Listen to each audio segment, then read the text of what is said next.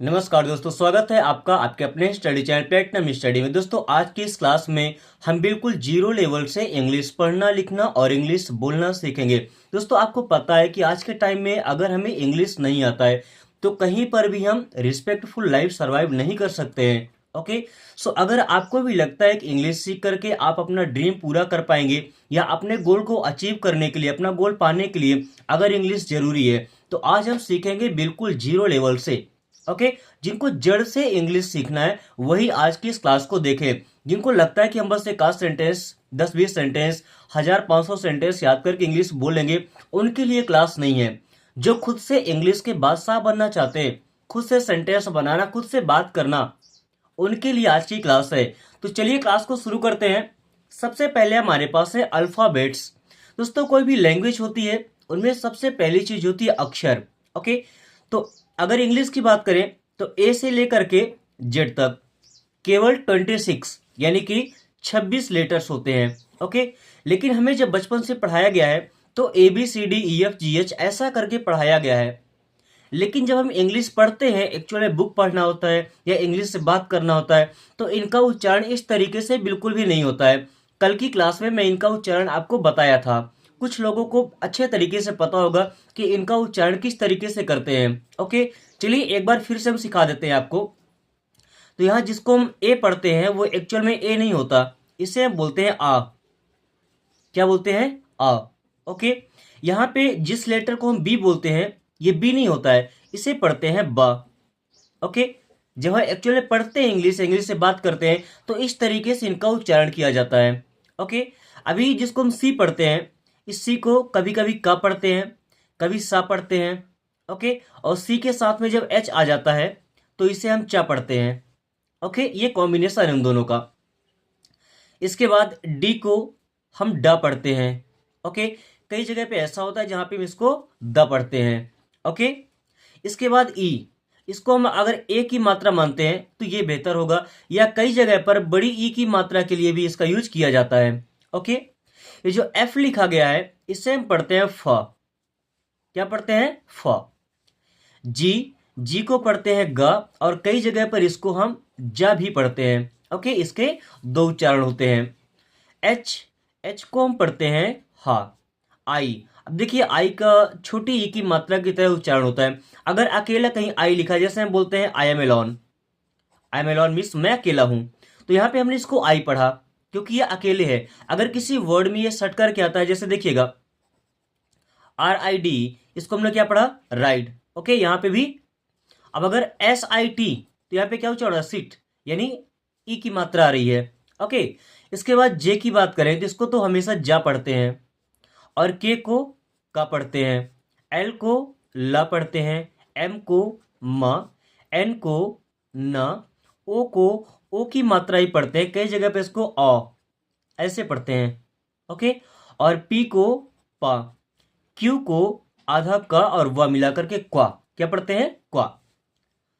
Are को पढ़ते हैं र, एस को स, टी को ट, यू को, देखिए अब यू के ये एक वॉवेल है। ओके, इसके कई सारे यूज होते हैं। आ की मात्रा की तरह भी यूज होता है, यू की तरह भी यूज होता है।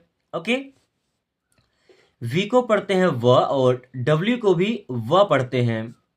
एक्स को पढ़ते हैं आधा क और स। ओके, वाई को पढ़ते हैं य, और जेड को पढ़ते हैं जा।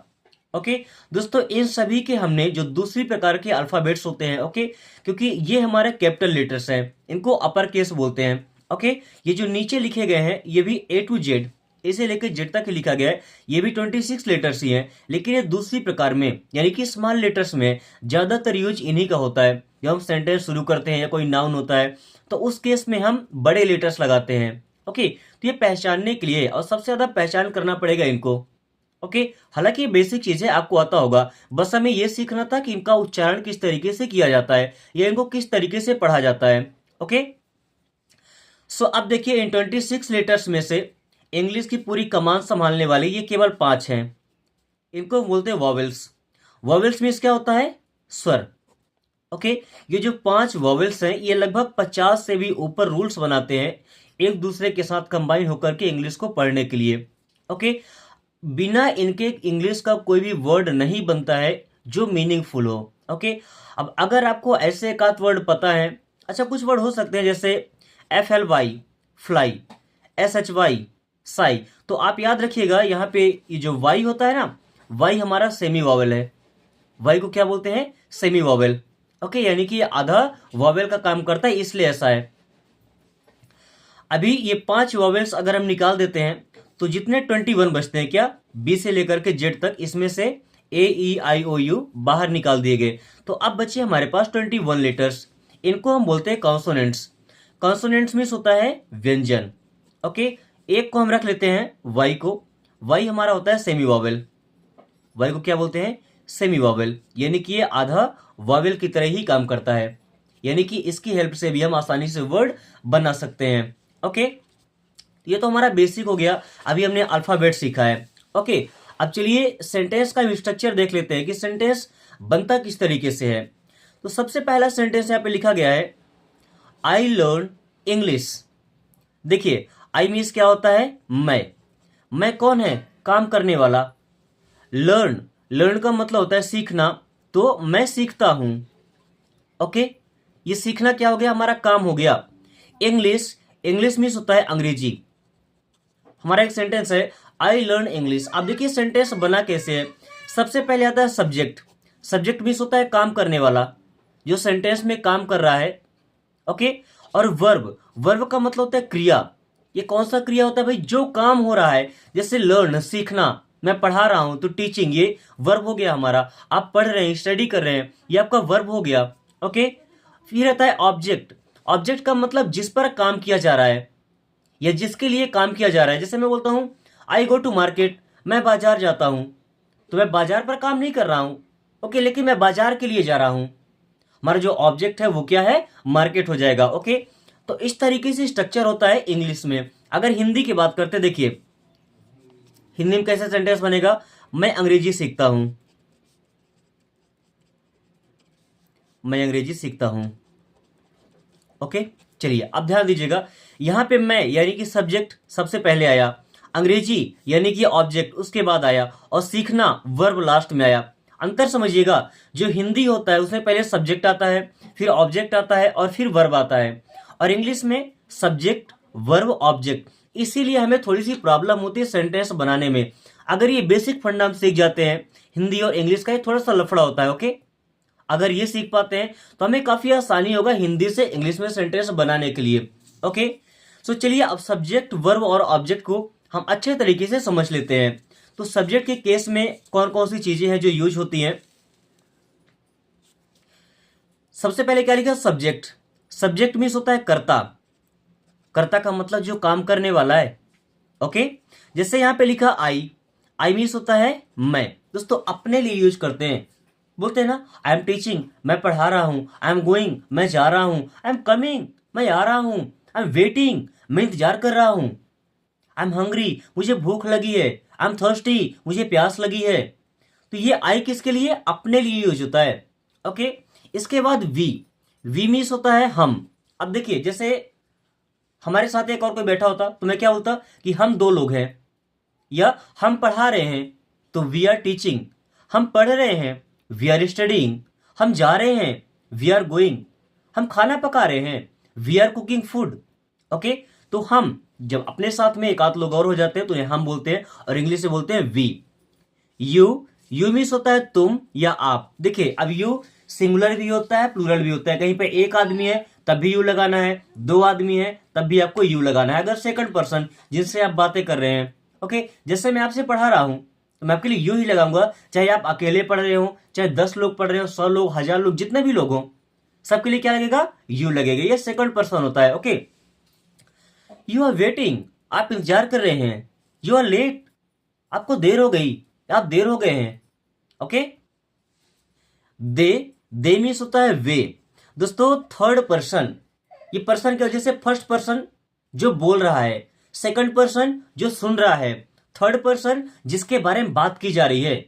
जैसे हम दोनों मिल करके जिसके बारे में बात कर रहे हैं वो हमारा थर्ड पर्सन होता है। ओके, तो दे थर्ड पर्सन जब प्लूरल होते हैं, एक से ज्यादा, जैसे वे जा रहे हैं, मैं आपसे बता रहा हूं कि वे जा रहे हैं, मैं फर्स्ट पर्सन, आप सेकंड पर्सन, और वे जा रहे हैं, जो जा रहे हैं वो थर्ड पर्सन। ओके, तो दे आर गोइंग वे जा रहे हैं, दे आर कमिंग वे आ रहे हैं। ये तो प्लूरल, जब ज्यादा लोग होते हैं तब। वही अगर एक होता है तो क्या बोलेंगे, ही लगाते हैं। ही मीन्स होता है वह। देखिए सी का मतलब ही होता है वह। फर्क क्या होता है, अगर मेल जेंडर है तो ही लगाते हैं, फीमेल जेंडर है तो सी लगाते हैं। ये एक छोटा सा डिफरेंस होता है। ओके, जैसे ही इज लर्निंग, वो सीख रहा है। ही इज एब्यूजिंग, वो गाली दे रहा है। ही इज फाइटिंग, वो लड़ रहा है। ओके, सी इज कमिंग, वो आ रही है। सी इज वेटिंग, वो इंतजार कर रही है। सी इज कॉलिंग यू, वो आपको कॉल कर रही है। अगर सी आ गया तो समझ जाइए लड़की की बात हो रही है। ओके, इट, दोस्तों इट ऐसा यूज होता है जिसके लिए जेंडर डिसाइड नहीं होता है। ओके, जो उभयलिंगी होते हैं यानी कि न्यूट्रल जेंडर, कॉमन जेंडर होता है ना, जैसे जिसका बोलते क्या, आज सोमवार है। अभी सोमवार क्या है भाई, मेल है फीमेल है, तो क्या बोलते हैं, इट इज मंडे टुडे। अगर हम बोलते हैं टुडे इज मंडे तो हमारा सेंटेंस गलत। क्या बोलेंगे, इट इज मंडे टुडे, ये हमारा होता है क्लियर सेंटेंस। अगर बोले वर्षा हो रही है, बारिश हो रही है, तो इट इज रेनिंग। क्या, इट इज रेनिंग। ओके, क्योंकि यहां पे कोई सब्जेक्ट नहीं होता है। इसके बाद दिस मीन्स होता है यह। दोस्तों कोई ऐसी चीज जिसमें जान ना हो, जिंदगी ना हो, मृत हो, निर्जीव हो, ओके, डेड हो, उसके लिए क्या लगाते हैं, दिस। और दिस जो हमारे पास में है, this is my pen. Okay, this is my shirt, this is my phone, okay, this is my classroom. अगर वही कोई चीज हमसे दूर है तो दैट मीन्स होता है वह या वो, है ना। That is my black board, पीछे एक बोर्ड आपको दिख रहा होगा, white board, that is my white board. Okay, एक कर्टन दिख रहा होगा, that is my curtain. Okay, एक स्टैंड दिख रहा होगा, दैट इज माई स्टैंड। जो चीज दूर रखी होती है उसके लिए हम दैट का यूज करते हैं, है ना, जिसमें जान ना हो। जो चीज पास में रखे उसके लिए दिस का यूज करते हैं।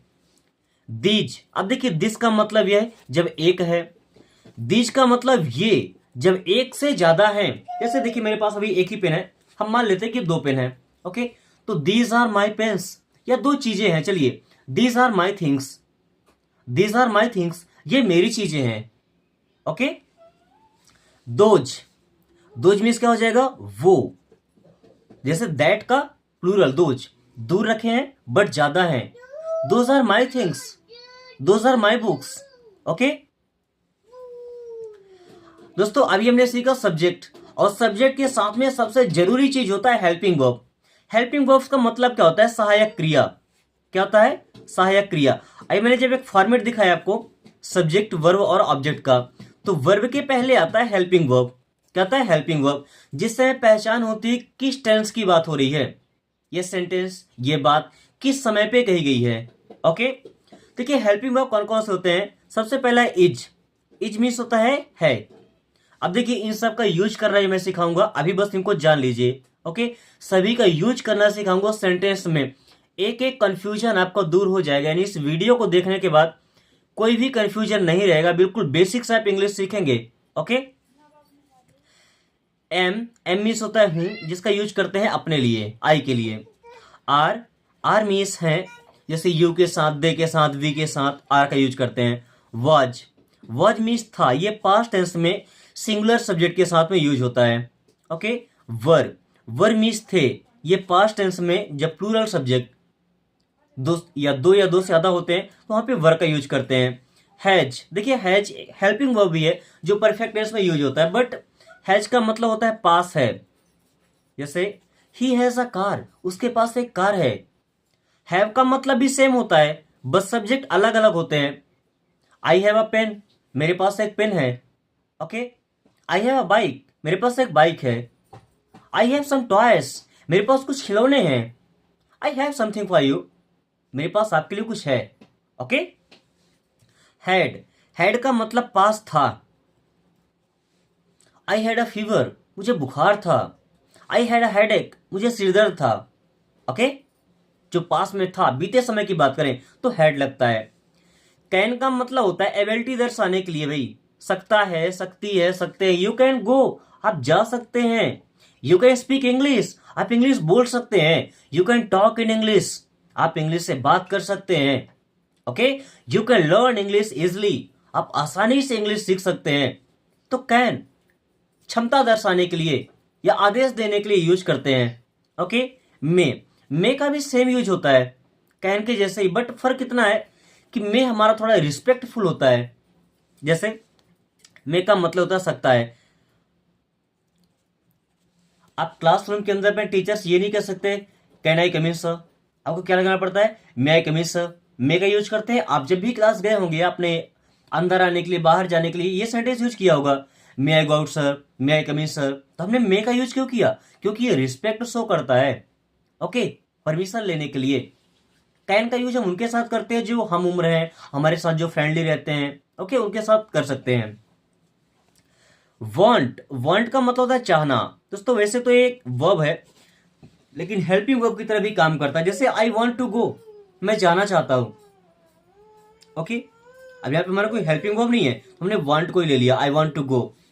विल और शैल ये दोनों हेल्पिंग वर्ब होते हैं फ्यूचर टेंस के। ओके, जैसे आई विल गो, मैं जाऊंगा। आई विल टीच, मैं पढ़ाऊंगा। आई विल डू एवरीथिंग, मैं सब कुछ करूंगा। ओके, पहले के टाइम में जो पुराना ग्रामर था हमारा, उसमें आई और वी के साथ में शैल का यूज करते थे। ओके, अब मॉडर्न ग्रामर में आई और वी के साथ भी हम विल का यूज कर सकते हैं, यानी विल का यूज हम सभी के साथ कर सकते हैं। तो शैल का हमारे पास ज्यादा यूज बचा नहीं है। ओके दोस्तों, अभी हमने सीखा हेल्पिंग वर्ब के बारे में, थोड़ा सा वर्ब के बारे में जान लेते हैं। ओके, वर्ब के हमारे 5 फॉर्म होते हैं। मैं तो एक ही एग्जांपल लिया हूं, कुछ वर्ब्स आपको दिखाऊंगा अभी मैं। ओके, तो अगर आपको पता है या कर सकते हैं तो उनके आप 5 फॉर्म तैयार कीजिएगा। ओके, या आपको कम से कम 250 से 500 के बीच में वर्ब्स आपको याद होने चाहिए, क्योंकि अगर आपको इंग्लिश बोलना है ना, तो जो चीजें आप यूज करते हैं, रोजमर्रा की चीजें जो आपके आसपास रहती हैं, जहां पे आप काम करते हैं, उनकी वर्ड मीनिंग तो आपको पता होनी चाहिए ना, तभी तो आप इंग्लिश बोल पाएंगे। वैसे तो कितना भी रूल आप याद कर लें, कितना भी रूल सीख लें, नहीं हो पाएगा। मीनिंग आपको याद करना पड़ेगा। ओके, सो हमारा पहला वर्ब है गो। ये जो हमारा मेन वर्ब है ना, इसे बोलते हैं वर्ब का फर्स्ट फॉर्म। ओके, गो का मतलब होता है जाता है, जाती है, जाते हैं। इसके बाद वेंट, ये हमारा पास्ट टेंस में यूज होता है। वी टू वर्ब का सेकंड फॉर्म। ओके, इसका मतलब क्या हो जाएगा, जाता था। गॉन, गॉन मीन्स जा चुका। जब कोई काम पूरा हो जाता है ना, तो वहां पे लगाते हैं वर्ब का थर्ड फॉर्म, और ये लगता है परफेक्ट टेंस में, चाहे प्रेजेंट का हो, पास्ट का हो या फ्यूचर का हो, परफेक्ट में ही यूज होता है। ओके, इसके बाद मेन वर्ब में हम लगाते हैं आईएनजी। क्या, मेन वर्ब में आईएनजी लगाते हैं तो बन जाता है वर्ब का फोर्थ फॉर्म, जो कि कंटिन्यूअस टेंस में लगता है। कोई भी ऐसा काम हो जो कंटिन्यूअसली चल रहा है, ये चल रहा था, चल रहा होगा, तो वहां पे हम लगाते हैं वर्ब का फोर्थ फॉर्म। ओके, इसके बाद मेन वर्ब में हम या तो यस लगाते हैं, या तो यस लगाते हैं, या तो आई यस लगाते हैं, और फिर बनता है वर्ब का पांचवा फॉर्म। ये लगता है प्रेजेंट इंडेफिनिट टेंस में, वो भी तब जब वो होगा अफर्मेटिव। कब, जब वो अफर्मेटिव होगा, यानी कि सकारात्मक होगा, सिंपल वाक्य होगा। ओके दोस्तों, अभी मैंने आपको वर्ब के 5 फॉर्म सिखाए हैं। ओके, कुछ वर्ब्स अभी मैं आपको सिखा रहा हूं या उनके बारे में बता रहा हूं, तो इनके आपको 5 फॉर्म रेडी करना है। ओके, क्योंकि ये वर्ब सबसे ज्यादा यूज होने वाले हैं। जैसे RUN, रन, रन मीन्स होता है दौड़ना। ओके, STOP, स्टॉप, स्टॉप का मतलब होता है रुकना या रुको। SPEAK, स्पीक, स्पीक मतलब होता है बोलना। दोस्तों ये वर्ब सबसे ज्यादा यूज होते हैं, इनको आपको याद ही कर लेना है। ओके, राइट, अब यहां पे W साइलेंट है, क्या पढ़ते हैं, राइट। राइट का मतलब होता है लिखना। जंप, जंप मीन्स होता है कूदना, उछल कूद करना। ओके, डांस, डांस मीन्स होता है नाचना। सिंग, SING, सिंग, सिंग मीन्स होता है गाना। बाथ, बाथ मीन्स होता है नहाना। ईट, क्या पढ़ते हैं, ईट, ईट मीन्स होता है खाना या भोजन करना। कैच, इस वर्ड में T साइलेंट है, क्या पढ़ते हैं, कैच, कैच मीन्स होता है पकड़ना। कम, कम मीन्स होता है आना। गो, गो मीन्स होता है जाना। फाइट, फाइट मीन्स होता है लड़ना। फ्लाई, फ्लाई मीन्स होता है उड़ना। ड्रिंक, ड्रिंक मीन्स होता है पीना। टेक, टेक मीन्स होता है लेना। सेल, सेल मीन्स होता है बेचना। Buy, B U buy, buy means होता है खरीदना। जब कोई बड़ी चीज हम खरीदते हैं, काफी कॉस्टली, काफी महंगी होती है, तो वहां पे परचेज लगाते हैं, वहां पे बाय नहीं लगाते हैं। ओके। सी, सी का मतलब होता है देखना। लुक, लुक का मतलब भी होता है देखना। देखिए, सी और लुक में थोड़ा सा फर्क होता है। जब किसी चीज को हम लगातार देख ही रहे हैं तो होता है सी करना। ओके। अब किसी को देखने की कोशिश करना है, एक झलक देखना, वो होता है लुक। ओके। किल, किल का मतलब होता है मारना। अभी कैसा वाला मारना भाई? किसी को जान से मारने को हम क्या बोलते हैं? किल कर देना। ओके। अभी हमने कुछ वर्ब सीखे हैं, ये वर्ब सबसे ज्यादा यूज होते हैं, इसलिए आप इनको तैयार कर लीजिएगा। ओके। अभी is, am, are, was, verb, ऐसे सभी हेल्पिंग वर्ब्स का यूज करके और सेंटेंस बनाना सीखेंगे। ओके। अब आप इन सेंटेंस की हेल्प से आसानी से खुद से नए नए सेंटेंस बना सकते हैं। बस आपको फॉर्मेट दिखा गया कि पहले सब्जेक्ट आएगा, फिर वर्ब आएगा, फिर ऑब्जेक्ट आएगा। अब हेल्पिंग वर्ब कहां लगता है? सब्जेक्ट और वर्ब के बीच में। चलिए दिखाता हूं आपको। जैसे I am fine, I means होता है मैं, एम मीन्स हूं, फाइन, फाइन का मतलब होता है ठीक। आई एम फाइन, मैं ठीक हूं। तो आई के साथ हमने एम का यूज किया। आई एम फाइन, मैं ठीक हूं। I am alone, I means मैं, एम मीन्स हूं, एलोन अकेला। आई एम एलोन, मैं अकेला हूं। I am in the garden, I means मैं, एम मीन्स हूं, इन मीन्स में, द गार्डन, गार्डन मीन्स होता है बगीचा या बगीचे में। I am in the garden, मैं बगीचे में हूं। I am alive, I means मैं, एम मीन्स हूं, अलाइव, अलाइव का मतलब होता है जिंदा। आई एम अलाइव, मैं जिंदा हूं। आई एम अलाइव, मैं जिंदा हूं। I am sick, I means मैं, एम मीन्स हूं, सिक, सिक मीन्स होता है बीमार। आई एम सिक, मैं बीमार हूं।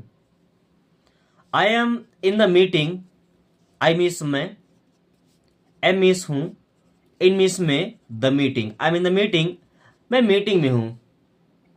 I am in the meeting, मैं मीटिंग में हूं। Okay. I am 26 years old, अपनी उम्र बताने के लिए आई एम मिस मैं हूं, 26 ईयर्स ओल्ड मिस 26 वर्ष का या 26 साल का। ओके। एज बताने के लिए आई एम 26 ईयर्स ओल्ड, मैं 26 साल का हूं। ओके। अभी आपकी जो भी एज है आपको अपनी एज बतानी, वहां पे कॉपी नहीं करना किसी का भी। हमने सीखा एम का यूज करना। एम हमेशा यूज होता है आई के साथ में। ओके। अब सीखते हैं इज का यूज किसके किसके साथ में कर सकते हैं। जैसे ही है, ही मीन्स होता है वह, तो ही के साथ हम इज का यूज करेंगे। जैसे he is good, he means वह, इज मीन्स है, गुड मीन्स अच्छा, ही इज गुड, वह अच्छा है। सी के साथ भी इज का यूज करते हैं। सी इज प्रिटी, प्रिटी का मतलब सुंदर, सी इज प्रिटी, वह सुंदर है या वो सुंदर है। सी इज प्रिटी, वो सुंदर है। ओके। या वो अच्छी दिखती है, आकर्षक दिखती है, मनमोहक दिखती है। ओके। दिस के साथ भी इज का यूज करेंगे। This is my pen, this means यह, इज मीन्स है, माई मीन्स मेरा, पेन मीन्स कलम। दिस इज माई पेन, ये मेरा कलम है, ये मेरा पेन है। Okay. That is her house, that means होता है वो, इसके साथ भी इज का यूज हुआ। वो है, हर मीन्स उसका, हाउस मीन्स मकान। दैट इज हर हाउस, वो उसका मकान है। राम इज प्लेइंग, राम जब कोई सिंगुलर नाम आता है, एक नाम रहेगा, तो वहां पे भी इज का यूज करेंगे। इज मीन्स है, प्लेइंग मीन्स खेल रहा, राम इज प्लेइंग, राम खेल रहा है। Okay. Sita is learning, Sita अब किसी लड़की का नाम है, तब भी हमने इज का यूज किया। लर्निंग, लर्न का मतलब होता है सीखना, तो सीख रही। सीता इज लर्निंग, सीता सीख रही है। Okay. This chair is broken, this chair means ये कुर्सी। देखिए एक चीज है, क्या एक चीज, दिस चेयर मीन्स ये कुर्सी, इसके साथ भी लगा इज, इज मीन्स है, ब्रोकन मीन्स टूटी हुई। दिस चेयर इज ब्रोकन, ये कुर्सी टूटी हुई है। दिस चेयर इज ब्रोकन, ये कुर्सी टूटी हुई है। ओके, अभी सीखते हैं आर का यूज करना। मैंने बताया जैसे इज का यूज करते हैं सिंगुलर सब्जेक्ट के साथ में, वैसे आर का यूज करते हैं प्लूरल सब्जेक्ट, यानी जब एक से ज्यादा की बात करते हैं। जैसे we are students, we means हम, तो हम तो प्लूरल हो गया। आर मीन्स है स्टूडेंट्स, मीन्स होता है विद्यार्थी। वी आर स्टूडेंट्स, हम विद्यार्थी हैं। वी आर स्टूडेंट्स, हम विद्यार्थी हैं। Okay, you are good for it, you means होता है आप, प्लूरल है, इसको सिंगुलर प्लूरल दोनों मानते हैं ना। यू के साथ आर आता है, यू मीन्स आप, आर मीन्स है गुड, मीन्स अच्छे, फॉर इट मीन्स इसके लिए। You are good for it, आप इसके लिए अच्छे हैं। You are good for it, आप इसके लिए अच्छे हैं। ऐसा बोलते हैं ना, you are good for nothing, आप किसी काम के नहीं हैं। You are good for nothing, आप किसी काम के नहीं हैं। They are fighting, they means होता है वे, और दे के साथ भी आर का यूज करते हैं। आर मीन्स है फाइटिंग, फाइट का मतलब होता है लड़ना, तो लड़ रहे हैं। दे आर फाइटिंग, वे लड़ रहे हैं। Okay, they are brothers, they means वे, आर मीन्स है ब्रदर्स मीन्स भाई, या भाई भाई बोल सकते हैं। दे आर ब्रदर्स, वे भाई भाई हैं।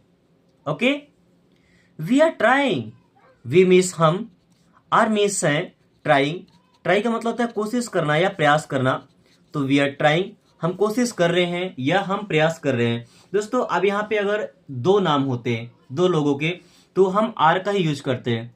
ओके, जैसे Ram and Shyam are fighting, Ram और श्याम लड़ रहे हैं। ओके,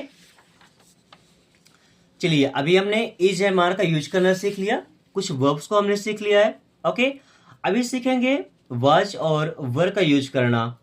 ओके, सो आई के साथ वाज का यूज करते हैं। वाज हमेशा सिंगुलर सब्जेक्ट होते हैं ना, सिंगुलर के साथ यूज होता है, और आई हमारा सिंगुलर सब्जेक्ट ही है। Okay, so I was hungry, I means मैं, वॉज मीन्स था, हंग्री, हंग्री मीन्स होता है भूखा। आई वॉज हंग्री, मैं भूखा था या मुझे भूख लगी थी। Okay, I was tired, I means मैं, वॉज मीन्स था, टायर्ड मीन्स थका हुआ। आई वॉज टायर्ड, मैं थका हुआ था या मुझे थकान लगी हुई थी। ओके, ही वॉज एलोन, देखिए ही के साथ भी वॉज आ रहा है क्योंकि ही भी सिंगुलर है। ही मीन्स वह, वॉज मीन्स था, एलोन, एलोन मीन्स होता है अकेला। ही वॉज एलोन, वो अकेला था। ही वॉज एलोन, वो अकेला था। सी वॉज पुअर, सी मीन्स वह, वॉज मीन्स थी क्योंकि लड़की है सी, पुअर मीन्स होता है गरीब। सी वॉज पुअर, वो गरीब थी। Okay, she was very beautiful, she means वह, वॉज मीन्स थी, वेरी मीन्स बहुत, ब्यूटीफुल, दोस्तों ब्यूटीफुल का मतलब होता है खूबसूरत। सी वॉज वेरी ब्यूटीफुल, वो बहुत खूबसूरत थी। Okay, he was angry, he means वह, वॉज मीन्स था, एंग्री, एंग्री मीन्स होता है नाराज। ही वॉज एंग्री, वो नाराज था। ही वॉज एंग्री, वो नाराज था। Ram was working hard, Ram ये एक आदमी का नाम है। ओके, वॉज मीन्स था, यहाँ पे किसी भी एक आदमी का नाम हो सकता है, जैसे यहाँ पे मैं सूरज लगा सकता हूँ। Okay, Suraj was working hard, तो वर्किंग हार्ड करना मतलब होता है मेहनत करना, काफी मेहनत करना। तो वर्किंग हार्ड मीन्स मेहनत कर रहा था, या काफी मेहनत कर रहा था, या ऐसा बोल सकते बहुत मेहनत कर रहा था। Okay, Ram was working hard, Ram बहुत मेहनत कर रहा था। ओके, दोस्तों अभी हमने सीखा वाज का यूज करना आई के साथ, ही के साथ, सी के साथ, या कोई एक नाम है तो उनके साथ में हम वाज का यूज करते हैं। ओके, वहीं जब प्लूरल सब्जेक्ट आएंगे तो उनके साथ हम यूज करेंगे वर का। जैसे you were happy, you means होता है आप, वर मीन्स थे, हैप्पी, हैप्पी मीन्स होता है खुश। यू वर हैप्पी, आप खुश थे। यू वर हैप्पी, आप खुश थे। We were sad, we means होता है हम, वर मीन्स थे, सैड मीन्स दुखी। वी वर सैड, हम दुखी थे। यू के साथ वी के साथ वर आ गया, दे के साथ भी वर आ रहा है। They were upset, they means वे, वर मीन्स थे, अपसेट, अपसेट मीन्स होता है उदास। दे वर अपसेट, वे उदास थे। They were rich, they means वे, वर मीन्स थे, रिच, रिच का मतलब होता है अमीर, बड़े लोग। दे वर रिच, वे अमीर थे। Okay. The children were at home, the children means बच्चे, अगर चाइल्ड बोलते तो बच्चा, एक बच्चा, उसका वा जाता, अब चिल्ड्रन मीन्स बच्चे, प्लूरल। वर मीन्स थे, एट होम मीन्स घर पर। The children were at home, बच्चे घर पर थे। They were not coming, they means वे, वर थे, नॉट नहीं, कमिंग आ रहे। दे वर नॉट कमिंग, वे नहीं आ रहे थे। दे वर नॉट कमिंग, वे नहीं आ रहे थे। ओके। अभी हम सीखेंगे विल का यूज करना। हमने शैल भी सीखा था, लेकिन शैल का यूज हम नहीं करेंगे, क्योंकि सभी के साथ विल का यूज हम कर सकते हैं। ओके। तो अब कोई भी सब्जेक्ट आएगा तो विल का यूज हम करके सेंटेंस बना लेंगे। एक आध एग्जांपल दिया हूं मैं, जैसे आई विल कम मीन्स मैं आऊंगा, आई विल कम, मैं आऊंगा। ही विल राइट, राइट का मतलब लिखना, तो ही विल राइट, वह लिखेगा। Okay. She will support, support करना मतलब साथ देना, तो सी विल सपोर्ट मीन्स वह सपोर्ट करेगी या वह साथ देगी। ओके। और दोस्तों मुझे भी उम्मीद है कि आप लोग भी हमारा सपोर्ट करेंगे। ओके। अभी हैज और हैव के बारे में थोड़ा सा सीख लेते हैं। वैसे काफी सारी वीडियोस मैं आपको दे चुका हूं इससे पहले, जिसमें हैज और हैव का यूज डिटेल में समझाया गया है। तो चलिए आज आपका टास्क है, अगर आपने उस क्लास को देखा है तो हैज और हैव का यूज यहाँ पे किया गया है। इन सेंटेंसेस को अब आप आसानी से ट्रांसलेट कर पाएंगे। ओके। और यही आपका आज का टास्क है। कोशिश कीजिएगा कि आपका ट्रांसलेशन सबसे बेहतरीन और सबसे डिफरेंट हो। ओके। साथ में अगर क्लास पसंद आई है तो वीडियो को लाइक करके दोस्तों पास शेयर कर दीजिए, ताकि वो भी इस आसान तरीके से इंग्लिश पढ़ना बोलना सीख पाए। और अगर आपने अभी तक चैनल को सब्सक्राइब नहीं किया तो आप मिस कर रहे हैं इंग्लिश सीखने का सबसे बेहतरीन तरीका। चैनल को सब्सक्राइब कर लीजिए। Thanks for watching, take care.